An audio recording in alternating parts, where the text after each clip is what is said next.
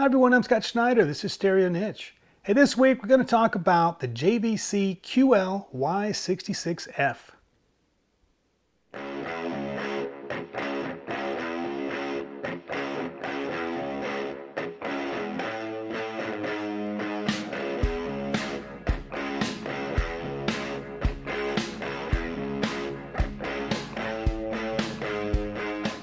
All right, so this is the JVC QL Y66f.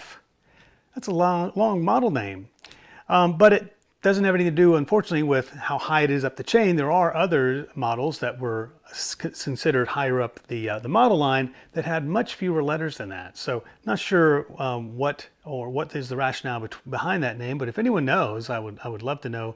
Sometimes there is some nomenclature behind the manufacturer's names, so that would be kind of interesting. So on this table, it is a fully automatic turntable.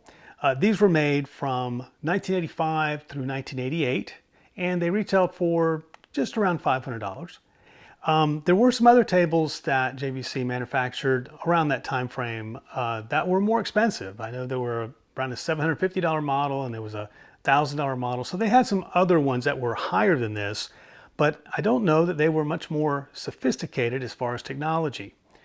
So these are direct drive. The turntable platter and the tone arm have electromagnetics in them. The platter is sort of like the maglev trains a bit, where it sort of levitates up, and I don't believe there's a bearing in there that it sits on. I think it's all levitation. And then the direct drive motor spins it. And I will say it's extremely smooth. And it's of all my turntables, even the linear arm Mitsubishi, this just feels silkier. The way the operation of it just seems to be very smooth, which I'll demonstrate to you, but it does have that feel. The tone arm also incorporates this electromagnetic feature as well. It controls the tone arm, it controls the VTF, the damping, and so it's all incorporated into the tone arm, which is extremely sophisticated as well. Now, when these were released, they did come with a straight arm and an S arm. And I've yet to see, I don't recall seeing a picture of any of them with the S arm. So it didn't seem that many actually preferred to use the S arm. And consequently, it seems like most of the S arms were lost because mine did include the box. I do have the original box, but I am missing the S arm. And if you do see them for sale, they're typically very expensive. It's not something I particularly would worry about because, I think the straight arm works just fine. There is even, if I read, a carbon fiber straight arm, but I don't know that I've ever seen it. This one was set up when I bought it, and I've actually not had to set it up. But again, it uses these controls to set up the tone arm originally, once you get a new cartridge on there. So it's a very sophisticated turntable. It does have manual controls where you can start the platter and then manually move the tone arm over to the position you want and then set it down. Then most of the time, I think you would often use the fully automatic. It's just one button. It picks up, turns the table, and sets the needle down on the record. So it's a very, very nicely done turntable. In a way, if you didn't have the controls, here and had them placed differently, it does remind me a bit of some of the Denons. The plinth is nice. I don't know if it's an actual veneer underneath on this high polish, but it looks very, very good. And to me, it's a pretty exquisite looking turntable if you're into that sort of exotic looking, but sort of, I'll say, sophisticated as far as electronic controls and things. You may like your turntable just very basic, all manual, which is absolutely fine. But if you like a sort of a lot of wizardry, then I would say this is, a table for you. I'm not aware of really any electronic issues with them. Mine has not been repaired. Everything still works just fine. The only issue I have read about them is that they do have a little bit of resonance issue, which can be resolved with some damping if you want to. There are some better isolation feet you can apply. I've not actually had much in the way of any issues, so I think mine is completely stock. and I've just enjoyed it for quite a few years. I've mentioned a few times I have 4 or 5 tables that I rotate around quite a bit. So while it does sit here most of the time, it doesn't get a lot of use. I have a lot of usage in my house versus out here. But in any case, I will give you some up close shots now, let you see what it looks like, and you can see how fabulous is the QL Y66f from JVC.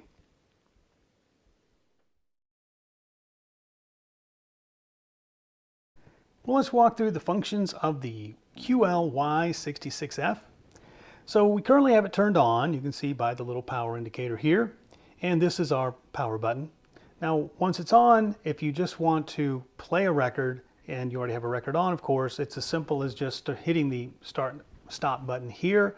The tone arm lifts, the platter starts to turn, and it will play a record. Now, it will play it all the way through to the very end. Once it hits the end of the record, it will automatically lift up, stop the platter, and move the tone arm back into its starting position. Now, you can do it, have it all automatic, but you can also do it manually.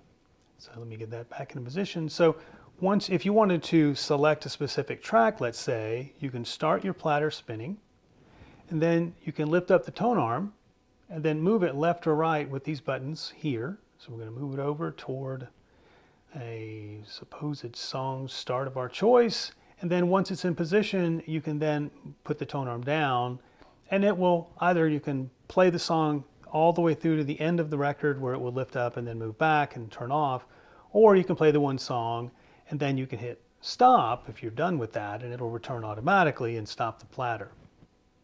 So that's sort of the beauty of a fully automatic. It will do everything without having to touch the tone arm itself.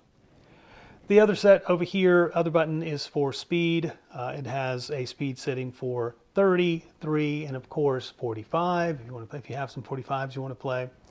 The other part as well is that you need to set, if you're going to change the speed, you will also come back over here, set the size of your record, which in this case is in centimeters, which is 17 centimeters for a 45 and 30 for a full-size LP. Now you also have one more button for regular play, and that's also for repeat. If you want to continue playing the same record over and over, you set it on repeat, and it will then continue playing that song over and over again.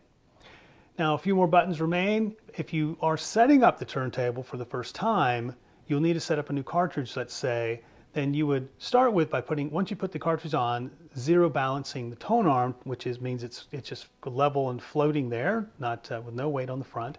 So you would zero balance it out by adjusting the back end weight. Once that is zero balanced out, you would deselect this, and then you will set the tracking force here. On the back side of these are little turn buttons back on the back side. You can reach them. They protrude out from here. And then you'll adjust it to the specific tracking force recommended by your cartridge. Also, same area here is for the anti-skate function as well. You'll set that based on your cartridge, and also Q damping. So everything is right here for setting those those measurements up here on the turntable.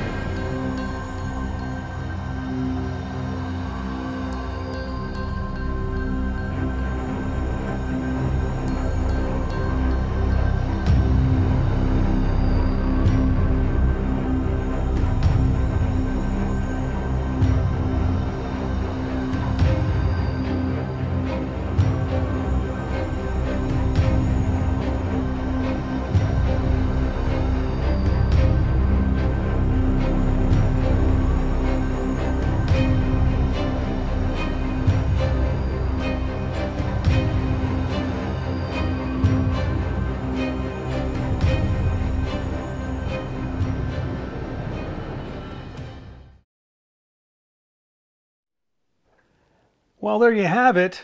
It's an exceptionally good looking turntable, like I said early in the video. What you may not be able to see or couldn't denote is how touch sensitive and how soft touch are the buttons themselves. They're not like some of the buttons where it's actually just touching it. It does have a little bit of you depress it just a little bit, but very lightly. It's a very light touch, and it just triggers the function very smoothly. And as you notice, the tone arm just glides over effortlessly and does its job. So I just again love the turntable. It's just one of my all-time favorites, and if you find one and can get it, I think you'll very much appreciate it. I think it's a holy grail for a lot of people. I think that you would again be hard pressed to find any fully automatic turntable that you can get anywhere close to the price of these on the used market today. So hope you enjoyed that. Thank you so much to everyone for commenting, by the way, from the video from last week. I received a ton of great suggestions, both in the comments and a lot of them via email directly. So I appreciate all the feedback, the thoughts on future and upcoming videos, and on content, as well as membership. So thank you all for that, and keep them coming. Would certainly continue to love to hear from you and what your ideas are. And I think that's it for this video. So thank you guys for tuning in. You don't want to miss the next video. Hit subscribe and hit that thumbs up. That would be great as well. And we'll see you next time.